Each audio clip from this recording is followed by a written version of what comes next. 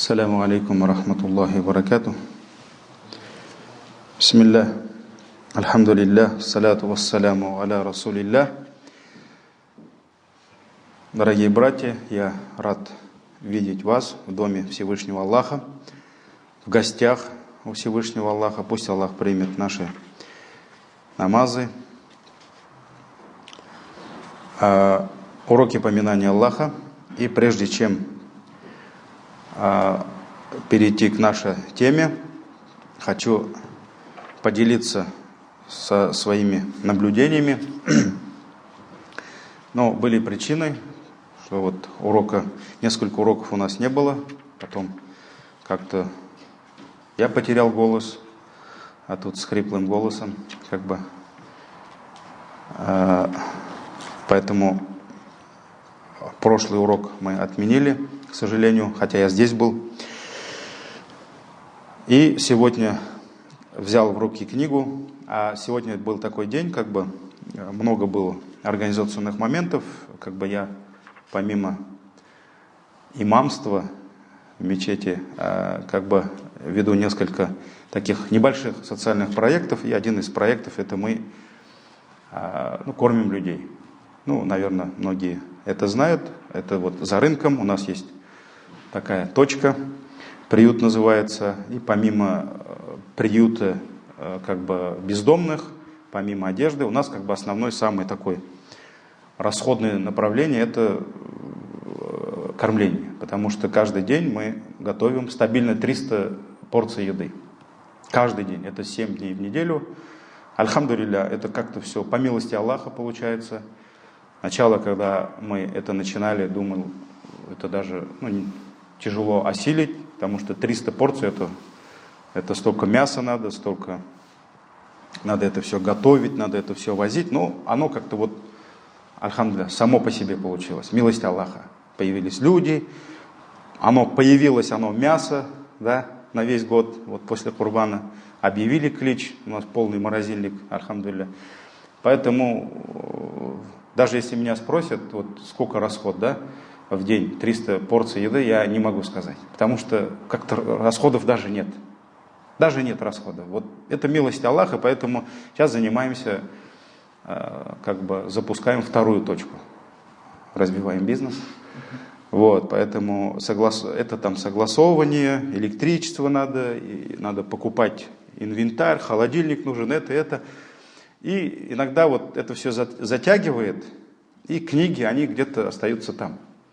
И сегодня еле-еле вышел из этой фитны, в хорошем смысле, да, потому что это тоже на пути Аллаха, и взял в руки книгу. Тяжело было выйти, оставить ту тему, потому что телефон еще, там этому звонил, тому звонил, это заказал, то. Но, машаллах, 3-4 минуты. Первый хадис, первый аят, который ты начинаешь читать, и все остальное забывается. Все. Вся эта движуха, то, чем ты занимался, эти все заботы, хлопоты, да. Этот хадис, который ты начинаешь изучать, он заставляет тебя забыть все. То есть, что я хочу сказать, какие бы у нас не были занятия, да, у кого-то там, не знаю, работа, машалла, такая увлекательная, может быть, да, у кого-то, может быть, там, бизнес, коммерция, какие-то заботы, организационные моменты, да. Когда приходит знание, когда почувствуешь, когда приходит еда под названием знание, да, и почувствуешь вкус этой еды, все остальные вкусы, они куда-то уходят. Просто когда солнце приходит,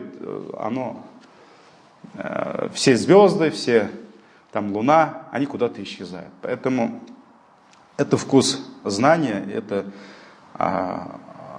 милость Аллаха. Это милость Аллаха, поэтому какими бы мы интересными занятиями, нужными занятиями не занимались, у нас в неделю, в день должно быть то время, которое мы должны обязательно, в обязательном порядке посвятить требованию знания. Фадаиль, ли калимати таухид ла иляха илляллах. Тема нашего урока, это уже продолжение темы, это достоинство слов единобожия ла иляха илляллах. То есть, если помните, тема прошлой лекции это такая же была, но мы с вами вспоминали аяты.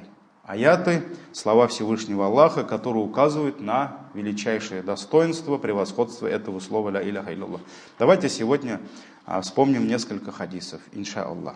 На самом деле, вот эти величайшие слова ля иляха илляллах, то есть нет истинного божества, который достоин поклонения, кроме Аллаха, никакие другие слова не могут быть выше этих слов. Поэтому это самые величайшие слова, ради чего Аллах создал Вселенную. То есть вся Вселенная, небеса и земли, они были созданы только ради этих слов. То есть ради единобожия. Абсолютно все творения Всевышнего Аллаха, они были созданы только ради этого. Если человек поклоняется единому Аллаху, все, что окружает его, они тоже поклоняются единому Аллаху, но помимо этого, они еще, то есть миры помимо людей, они еще служат нам. То есть создают условия, чтобы мы поклонялись единому Аллаху. Поэтому все, что на небесах, все, что на земле, все, что между ними, оно живет, создано ради чего? А ради этих слов. Ля иляха илляллах. Ради этого Аллах отправлял посланников. Все посланники приходили с этим словом. Не было ни одного исключения. Да? Ради этого Аллах не спосылал книги. Все книги в основе основ каждой книги, каждого откровения было что? Это единобожие. Ради этого были установлены каноны ислама, шариата. Да? Это то слово, которое делит людей на верующих и неверующих. Это то слово, которое делит людей на обладателей рая и обладателей ада. Конечно, сколько бы мы аятов не приводили, сколько бы хадисов мы не читали про достоинство этого слова, все это не может передать истинной сути и истинной ценности этих слов. Потому что наша проблема, дорогие братья, заключается в том, что одна из проблем, у нас много проблем, да, то, что когда мы что-то делаем постоянно, и это повторяем, мы начинаем привыкать к этому. Вот вспомните первые намазы, которые мы совершали, да, и уже последующие. Человек начинает привыкать. И потихоньку он начинает это делать на автомате. То есть, да, он когда-то зубрил эти зикры, аяты, которые мы используем во время намаза, да, он как-то это проводил через сердце, через ум, но потом уже что? Он привыкает к этому. И очень часто у нас, у мусульман, беда, мы вспоминаем, где мы находимся, то есть перед кем мы находимся, только в конце намаза.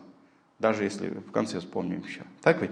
Поэтому это беда наша. То есть мы много чего делаем на автомате. Но мы должны понимать, что всякое дело, каким бы оно великим не было, да, если это дело мы не совершаем через сердце, не пропускаем через сердце, это дело теряет ценность.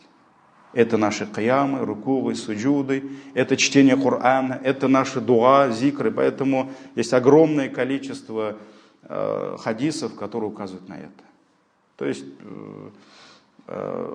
тот же вопрос хушуга, смирения в намазе, смиренности в намазе. И здесь то же самое.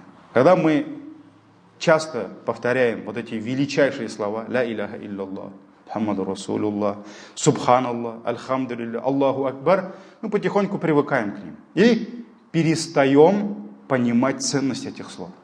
Мы перестаем пропускать эти слова через сердце. А ведь на что смотрит в человеке, вот весь организм, комплекс человека, да? На что смотрит Аллах? «Ля янвируллаху иля суарикум ва амваликум». Хадис, пророк саллаллаху алейхи ва саллям сказал, Аллах не смотрит на вашу внешность и на ваше имущество. У кого там Костюм за сколько? Да? Или ботинки там? Нет. Валякин янзуру иля кулубикум агмаликум. Но Аллах смотрит на ваши сердца и на ваши дела. Поэтому сердце, вот оно самое важное.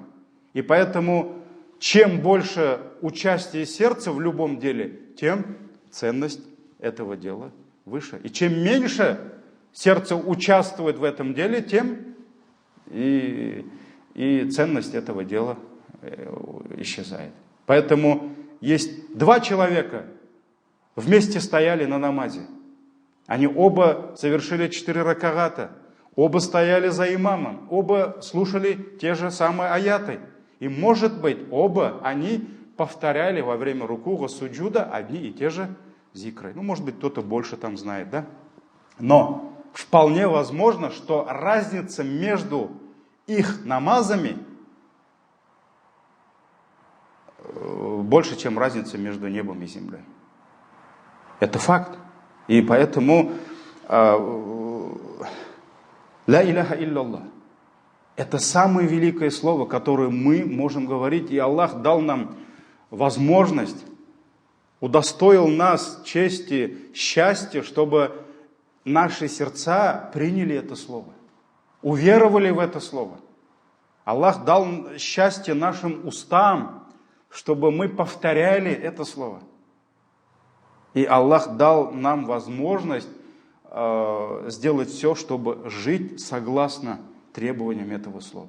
Поэтому то, что мы не тратим много усилий, произнося это слово, то, что это слово не требует от нас много сил и много времени, это никак не должно умалять ценность этого слова. Это самые величайшие слова. Вот те хадисы, которые сегодня мы с вами вспомним, они указывают на это.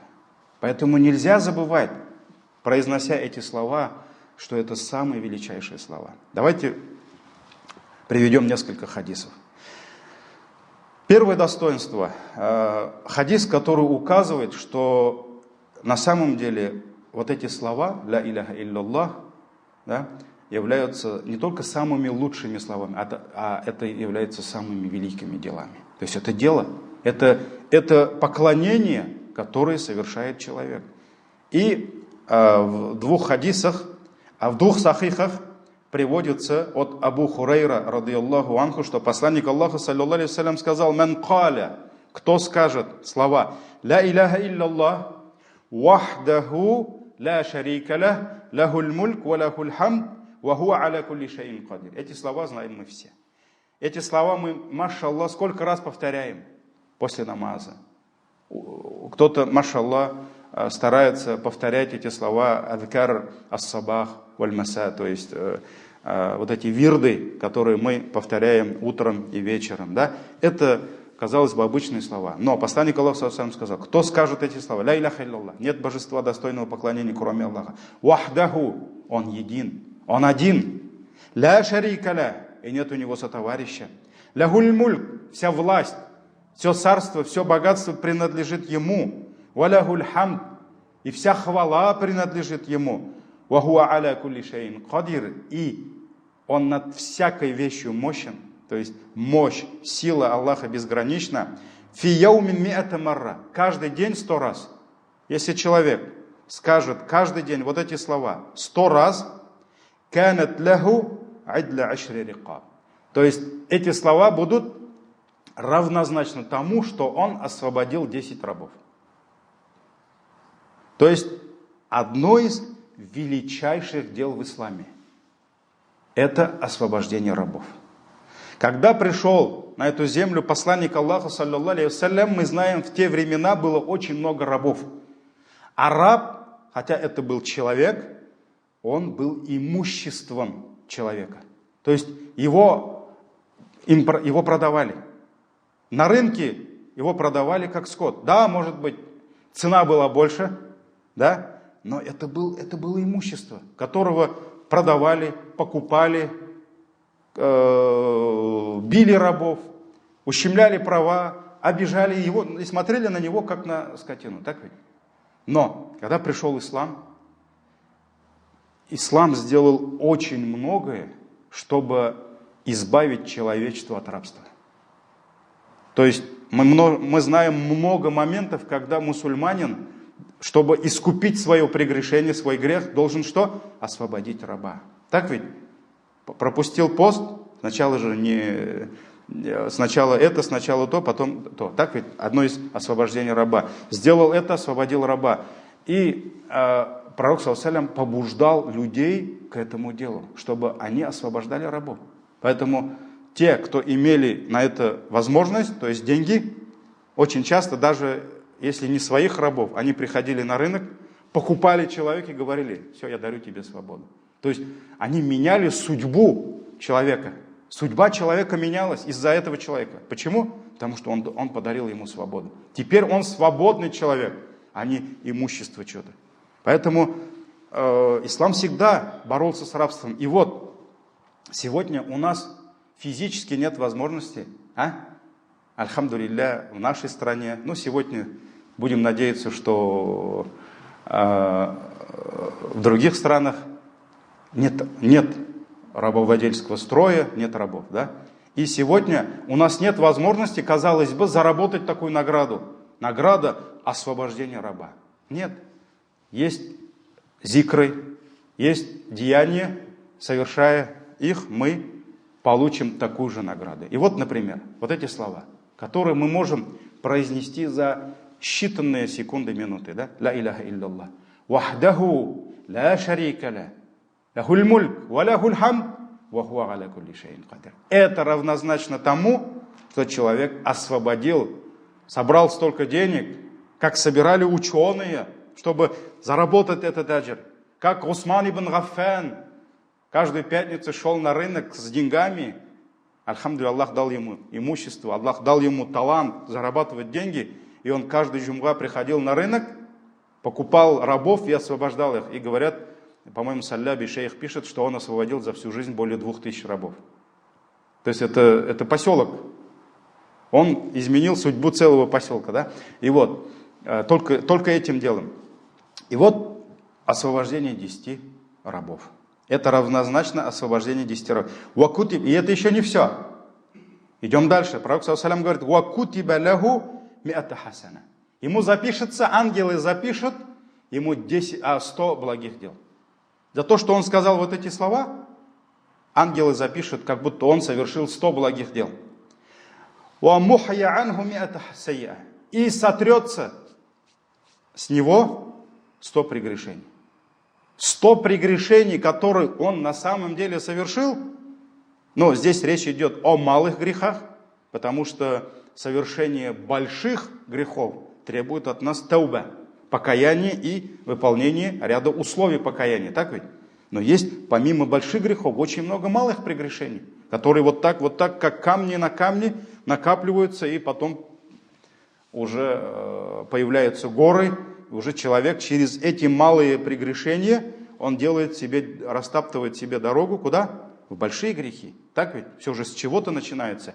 Альхамдулилля, милость Аллаха. Один раз произносишь вот эти слова, тебе Аллах сотрет твои 100 прегрешений. И никто в этот день не придет с наибольшей наградой, с какой наградой пришел он. Какую награду получит он, кроме того, кто сделал больше. Поэтому кто-то сказал 1 раз, а кто-то 2 раза. И получит 2 раза больше. Кто-то 100 раз. Так ведь? Поэтому вот 1 зикр и столько аджир, иншаллах. Но, дорогие братья, еще раз мы возвращаемся к нашей теме. Тема участия сердца.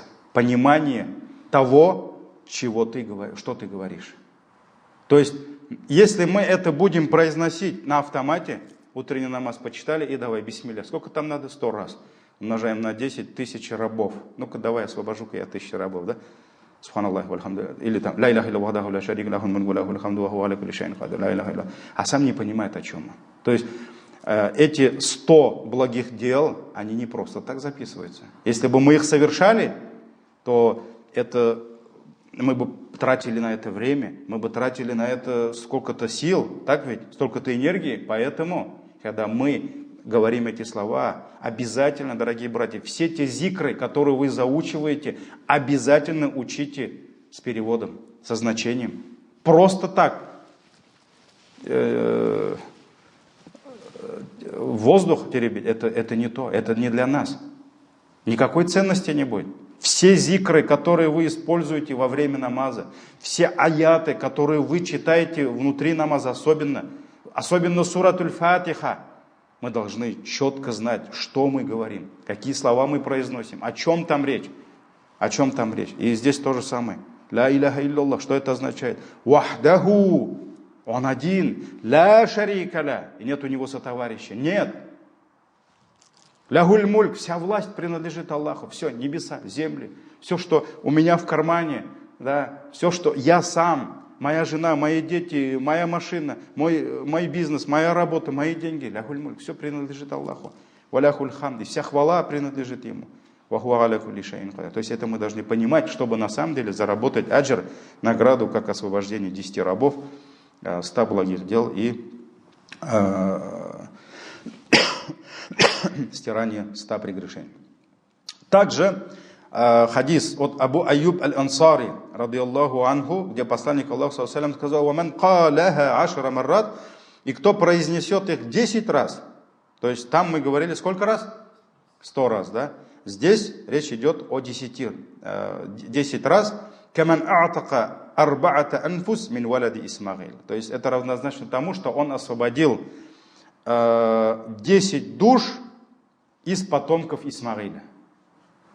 То есть потомки Исмаиль, алейхиссалям, это ряд посланников, наш пророк, саллаллаху из потомков Исмаиля, да? То есть из достойнейших потомков Исмаиля. Как будто он освободил 4, да, арба, 4 души. Идем дальше. Следующее достоинство.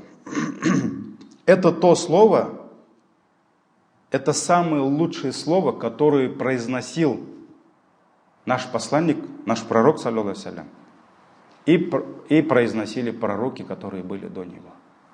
И хадис пророка, алейхиссаляту вассалям, в сборниках имама Тирмизи от Абдулла ибн Амра с хорошим иснадом, где посланник Аллаха саллаллаху алейхи ва саллям сказал: «Афдалю», то есть самое лучшее ма культу, то, что я говорил, и то, что говорили пророки в день Арафа. В день Арафа. То есть это не просто обычный день, а это самый лучший день. Есть еще другой хадис, где говорится: «Хайру дуа и дуа яуму Арафа». То есть самая лучшая мольба, дуа, которая произносится именно в день Арафа. То есть посланник Аллаха саллаллаху алейхи ва саллям сказал: самые лучшие слова, которые говорил я и говорили пророки до меня в день Арафа. Какие слова? «Ла иляха илляллах, вахдаху ла шарика лах, лахуль мульк, ва лахуль хамд, ва хуа аля кулли шайин кадир». И вот самый первый момент. Милость Аллаха. Самые лучшие слова, которыми восхваляли Аллаха пророки, самые лучшие, да? Альхамдулилля, Аллах довел и до нас, научил и нас. У нас есть прекрасная возможность, у простых верующих, да, у слабых, у грешных верующих есть возможность произносить, говорить те слова, самые лучшие слова, которые говорил пророк, саллаллаху алейхи ва саллям, и говорили самые лучшие люди, это пророки. То есть вот в исламе нет такого, чтобы есть специальные дуа, зикры, которые говорит только наш пророк. Да? То есть Аллах научил, судный день это будет, да. Судный день Аллах научит пророка, когда он будет находиться в положении суджуда под аршем Всевышнего Аллаха, когда произойдет самое великое заступничество, когда он будет заступаться за свою умму, да? Вот здесь Аллах научит, пророк сам говорит: Аллах меня научит тем словам, тем зикрам, восславления Всевышнего, которые никто до этого не слушал, не делал, не знал. И поэтому это пророк саллаллаху будет говорить эти слова. Но в этой жизни, машаллах, самое лучшее, что говорил пророк, можем говорить и мы. Вот видите, это же милость Аллаха. Самые высшие члены общества верующего, да, и самые низшие, они могут говорить это. То есть нет такого, что пророк там вышел к сподвижникам и говорил: вот я знаю одну дуа, но я вам этого не скажу. Это только я могу так обращаться к Аллаху. Такого не было, машаллах. Есть некоторые течения, так скажем, суфийские течения есть, где говорят, утверждают, что якобы есть такие зикры, слова восхваления, поминания Аллаха, есть такие имена Аллаха, которые все не знают. Только вот избранные такие шейхи знают, святые, а мы не знаем. Ну, вот она.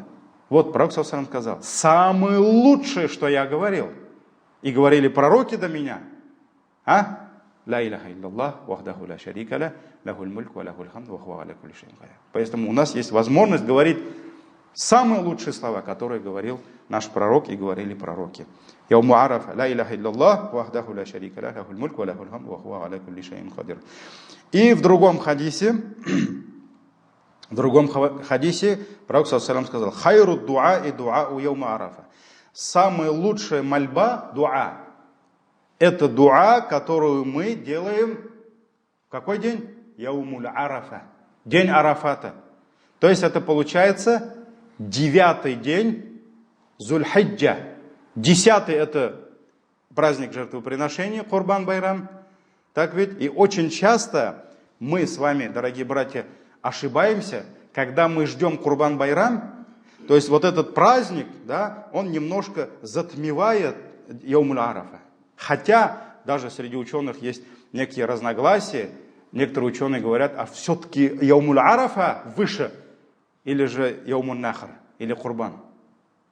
То есть есть даже некоторые, которые говорят, все-таки Арафа выше, чем Курбан. Поэтому ни в коем случае вот это, как сказать, внимание Курбан Байраму не должно лишать нас внимания к этому великому дню, Яумуль Арафа. Самый лучший дуа, который человек может произносить, это дуа в день Арафа.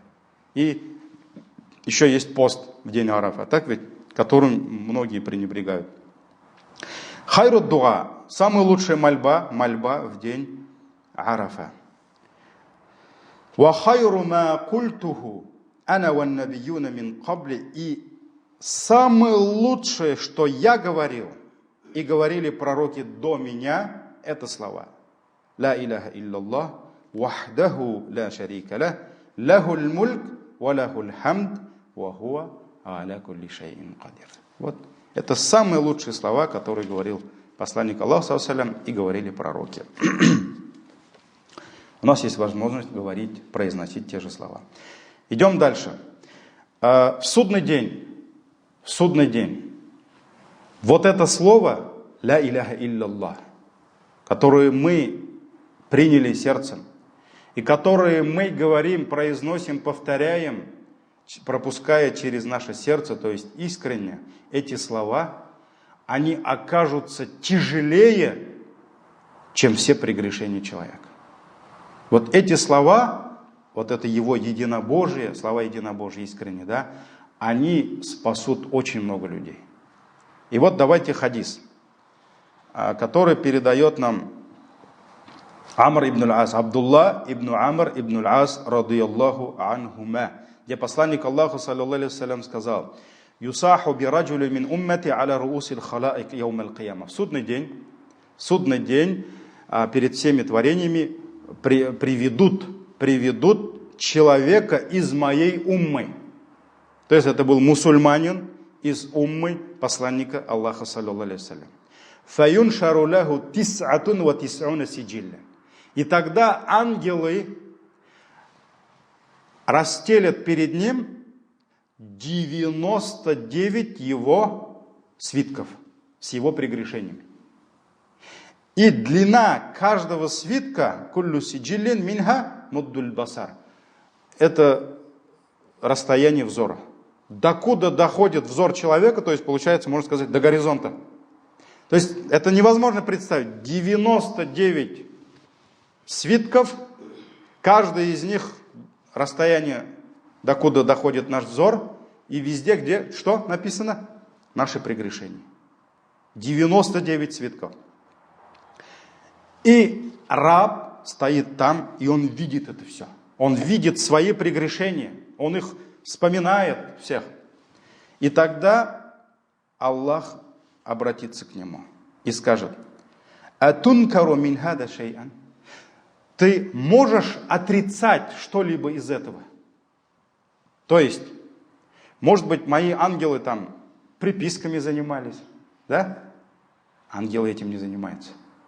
Ангелы пишут только то, что Аллах им разрешит. И только то, что истинно. Поэтому Аллах спрашивает: может быть, ты можешь что-то отрицать из всего этого? И на что человек отвечает: «Фаякулю ля я раб». Нет, о мой Господь. Тогда Аллах спросит у него: «Аляка узрун ау хасана?» А есть ли у тебя какое-либо оправдание? То есть, может быть, что-то из этого, ну ты не виноват, там, у тебя какие-то причины были. Вот Аллах милостивый. Он ищет для своего раба что? Оправдание. Вот, может быть, ты что-то скажешь в оправдании себя. Или же, может, у тебя есть какое-то благое дело, которым ты можешь все это закрыть. И здесь человек в страхе, потому что он не может оправдать, не может найти себе оправдание. Нет у него оправдания. И нет у него таких благих дел, которые он не помнит, чтобы все это могли закрыть. И поэтому в страхе человек отвечает: «Ля я раб». Нет, о мой Господь. И тогда Всевышний фаякулю азза ва джалля баля инна лака индана хасан. И тогда Аллах скажет ему: воистину у тебя, у нас есть одно благое дело. У нас, то есть Аллах принял это дело. Есть у нас одно твое благое дело. Ва иннаху ла зульма алейк. И воистину не будет притеснения, не будет зульма, несправедливости по отношению к тебе. Тухраджу лаху битакатун фиха. Битакатун фиха, то есть и тогда ангелы вынесут, скажем, дощечку, бумагу, да, где написаны слова: «Ашхаду алла илляха илляллах ва анна Мухаммадан абдуху ва расулю». То есть это слова его свидетельств, где он сказал: «Ашхаду», я свидетельствую, что нет истинного божества, кроме Аллаха, и что Мухаммад его раб и посланник. Вынесут эту дощечку с этими словами. И тогда этот человек скажет: «Я Рабби, о мой Господь, ма хадихи лбитака ма хадихи сиджилят». То есть, что может сделать эта бумажка, эта дощечка, по сравнению вот с этими 99 свитками моих грехов. То есть он не может понять, как вот это и 99 моих прегрешений. И Аллах ему скажет: «Иннака ля тузлям». Воистину, никто тебя не обидит. То есть никто не будет поступать с тобой несправедливо. Никто. То есть если эта дощечка, она имеет ценность, да, ты увидишь это. То есть никто не будет тебя притеснять. И Пророк ﷺ говорит: «Фатудау сиджиллят фи киффатин валь битахата фи киффа». И на одну чашу поставят ангелы, поставят его грехи, вот эти 99 свитков, да, а на другую чашу поставят вот эту дощечку, эту бумагу с его шахадой. «Фаташат сиджиллят ва thaqulат аль-батаqa». И в итоге все его свитки окажутся легче, а его вот это слово, его свидетельство, что нет божества достойного поклонения, кроме Аллаха, и что Мухаммад его раб и посланник, это окажется тяжелее. Есть другие риваяты этого хадиса, где Всевышний говорит: это есть имя Аллаха, а ничто не может быть тяжелее имени Аллаха. Поэтому этот хадис в сборниках имама Тирмизи, Ибн Маджа, и ученые сказали, что это достоверный хадис. Поэтому, дорогие братья, вот это слово. ля иляха илляллах, калимату таухид. Да? И, несомненно, мы должны понимать, что этот человек, хотя было у него много прегрешений, он говорил вот эти слова, но он эти слова говорил от сердца. От сердца он говорил эти слова, понимая, потому что многие люди, они могут это говорить, но не факт, что они пропускают это через сердце. Не факт, что они понимают смысл этих слов. Не факт, что они живут по этим словам. Многие люди могут повторять в день 1000 раз ля иляха илляллах, но в то же время могут совершать дела, которые разрушают это слово. Дела, которые идут наперекор этому слову. Человек может говорить ля иляха илляллах и совершать ширк. Человек может говорить ля иляха илляллах, начать свой дуа словами ля иляха илляллах, а потом и спрашивать у кого-то помимо Аллаха, поклоняться кому-то помимо Аллаха. И поэтому очень важно, что человек, который говорит ля иляха илляллах, чтобы он на самом деле получил вот эту награду, чтобы вот этот его таухид был причиной того, что Аллах прощает ему грехи. А хадисов про это очень много. Очень много. То есть есть другой хадис, где Аллах говорит в судный день рабу, то есть когда раб пришел со свитками его дурных дел, Аллах скажет, если кто-то пришел ко мне полный, грехами полной земли, я приду к нему с прощением полной земли. Прощение, которое наполняет всю землю. Если он не предавал ко мне никого сотоварищей. Поэтому здесь очень важно состояние имана человека, состояние богобоязненности человека, состояние понимания этого слова. И вот в чем разница между арабами и сегодняшними людьми, которые, даже взять татар, да, с кем мы живем вместе, так ведь арабы во время пророка, саллаллаху алейхи вассалям, они объявили войну против пророка. Только для того, чтобы не говорить это слово. Потому что они понимали, о чем речь. У них было более 300 ложных божеств, изваяний, которым они поклонялись. И когда пришел пророк, он же не объяснял им: о, арабы, Аллах бар. Он не говорил им, что Аллах есть. Они прекрасно верили в Аллаха. Сегодня нам приходится говорить, что Аллах есть. Потому что многие татары, у нас это бывшая коммунистическая страна, атеистическая, да, у нас проблема веры в Аллаха, но арабы, у них проблем не было. Они прекрасно знали Аллаха, но их проблема была в чем? Они не отрицали другие божества. Поэтому, когда пришел пророк, саллаллаху, он сказал: нет божеств, это не Бог, это не божество, это не божество. Все, что их окружало, все, чем они жили, пророк сказал: это все ложь. Илля-Аллах, кроме одного Аллаха. И поэтому, чтобы не принять вот это, они объявили войну против него. А сегодня, на никахах иногда мы заставляем молодежь говорить шахаду, да? Иногда приходит девушка приходит, татарка, мусульманка, хочет замуж за русского. В исламе нет этого. То есть, если девушка мусульманка, а парень не мусульманин, мы не можем никак читать. Потом девушка говорит: а он готов принять ислам. Я говорю: давайте встретимся с ним. Говорят же, научи дурака Богу молиться, лоб расшибет. То есть, это все должно быть искренне. Мы не должны человека заставлять: все, оставь все это, приди к нам, да. Все, иногда начинаешь с ними общаться, но в нем нет. Иногда понимаешь, что в нем даже и христианства нет. У него не то, что ислам, у него христианства нет. Он не то, что пророка Мухаммада, он Иисуса не знает, к сожалению. А были такие случаи, когда он готов: так, скажешь ля иляха? Конечно, скажу. Будешь мусульман? Конечно, буду. А тут крест. А я говорю: а с этим что будешь делать? А как, это же не мешает? То есть я скажу что надо, а сам все останусь. Нам не нужно это. Зачем это нам нужно? То есть он не понимает, что он говорит.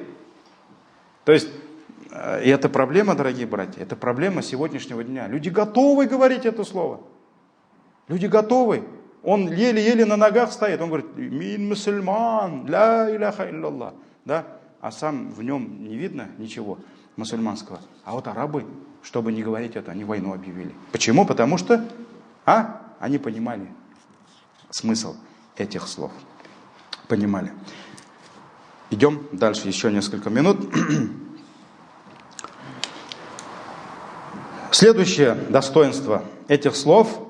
Если на одну чашу весов положить всю Вселенную, небеса и землю, а на другую чашу весов положить вот эти слова будут выше, лучше и тяжелее.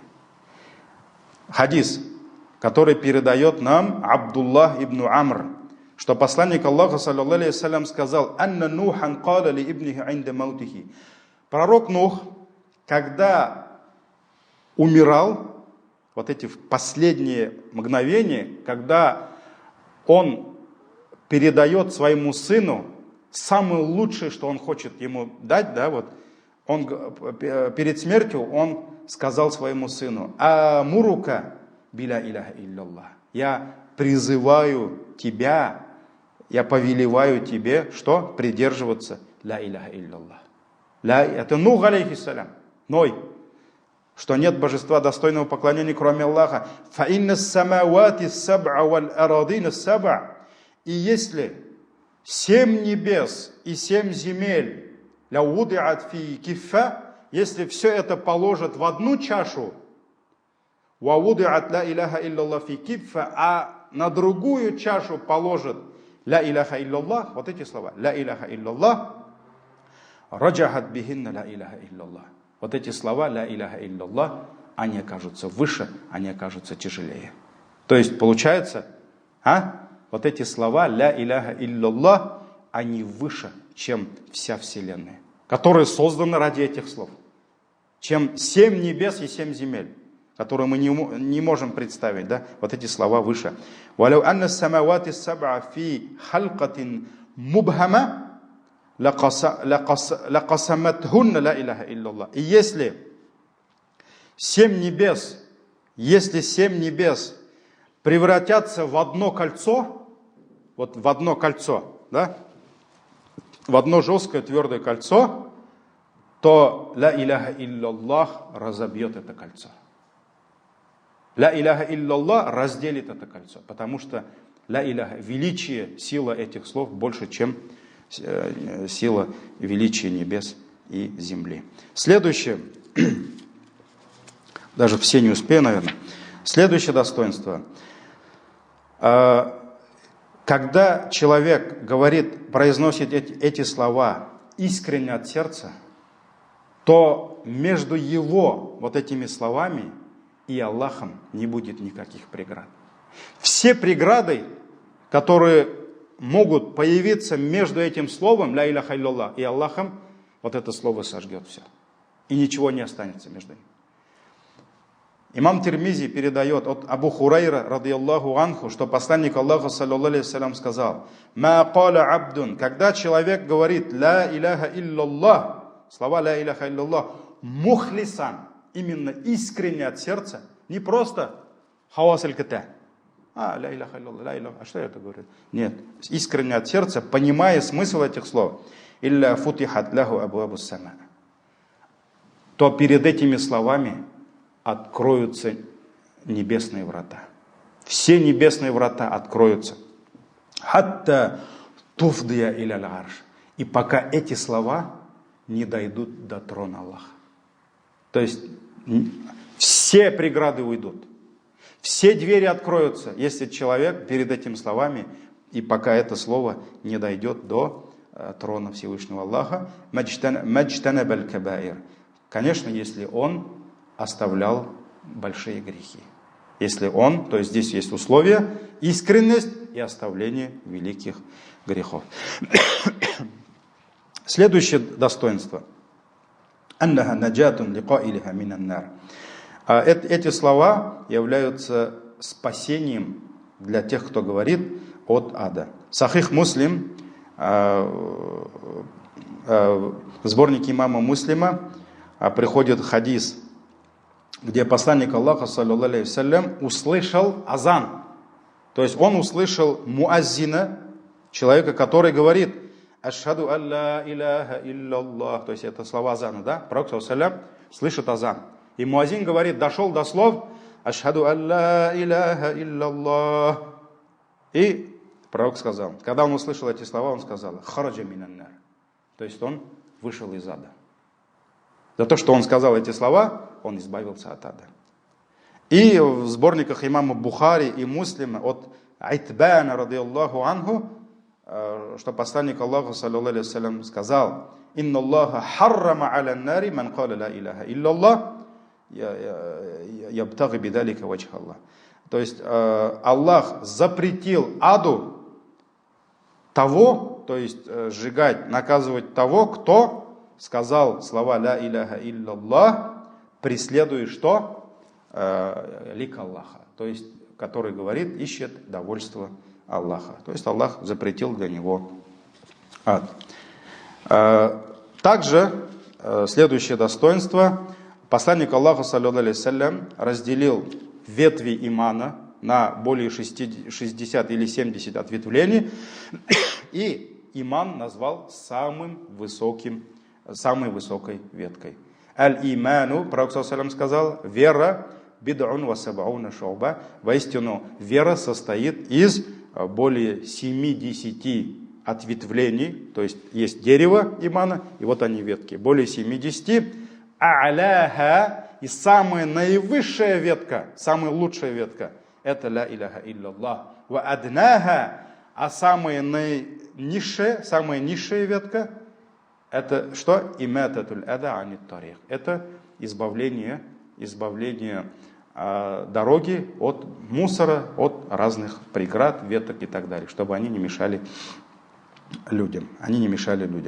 И еще одно достоинство, которое нельзя пропустить. Пророк ﷺ сказал, что самый лучший зикр, который может человек говорить, вспомнить Аллаха, это ла иляха илляллах. Передает имам Тирмизи от Джабира, сподвижник, которого звали Джабир ибн Абдуллах, радиаллаху анхума, пусть Аллах будет доволен и Джабиром, и его отцом Абдуллах, который сказал: «Сами'ату Расул Аллахи, саллаллаху алейхи вассалям, якуль», я слышал, как пророк, как посланник Аллаха сказал: «Афдалу дзикри ла иляха илляллах». Самое лучшее поминание Аллаха — это ла иляха илляллах. «Ва афдалу дуа», и самое лучшее дуа, которое может человек говорить, это «Альхамдулилля». Альхамдулилля, то есть вся хвала Аллаху. Здесь кто-то может задать вопрос насчет «Альхамдулилля», да? Во-первых, «Афдалу зикр». Самое лучшее поминание, слова поминания Аллаха — это «Ла иляха илляллах». Ничто не может сравниться с достоинством этих слов. Эти слова — самые величайшие слова, которые выше, тяжелее, чем все мироздание, небеса и земли, так ведь? И почему самое лучшее дуа — это «Альхамдулилля»? Во-первых, ученые говорят, что дуа все-таки имеет два вида, что касается вот этого хадиса. То есть дуа уль-ибада — это дуа, когда мы обращаемся к Аллаху, это просто поклонение. А есть дуа уль-масаля. Дуа — это когда ты просишь что-то. Это первое. Второе, альхамдулилля, человек говорит альхамдулилля обычно, когда получает что-то от Аллаха. Так ведь? Он восхваляет его за что-то обычно. А когда Аллах что-то дает, и мы благодарим Аллаха за это, то Аллах прибавляет нам. То есть через шукр, через восхваление Аллах дает нам больше. Далиль, валя ин шакартум, аят, где Аллах сказал: «Валя ин шакартум», если вы будете благодарными, ла азиданнакум, я непременно прибавлю вам. Поэтому человек, который говорит альхамдулилля, получается, он за что-то благодарит Аллаха, и за эту благодарность Аллах ему еще что-то дает. Поэтому лучший вид дуа — это альхамдулилля. Альхамдулилля. И помимо этого есть другие хадисы, которые указывают на достоинство этих слов. Но этим мы завершим, иншаллах. И если на то будет воля Аллаха, в следующих лекциях мы будем продолжать а значение, достоинства вот этих слов. Потому что мы из всего еще ля иляха илляллах сказали, помимо этого еще у нас субханаллах слово. Отдельно несколько уроков можно про субханаллах говорить, как аяты призывают нас к восславлению Аллаха, субханаллах, да, как хадисы. Потом идет у нас еще альхамдулилля, слово альхамдулилля. Что означает альхамдулилля? Значение альхамдулилля. Аллаху акбар. Ну, до конца года еще хватит, иншаллах, до Рамазана. سبحانك اللهم وبحمدك أشهد أن لا إله إلا أنت أستغفرك وأتوب إليك جزاكم الله خير السلام عليكم ورحمة الله وبركاته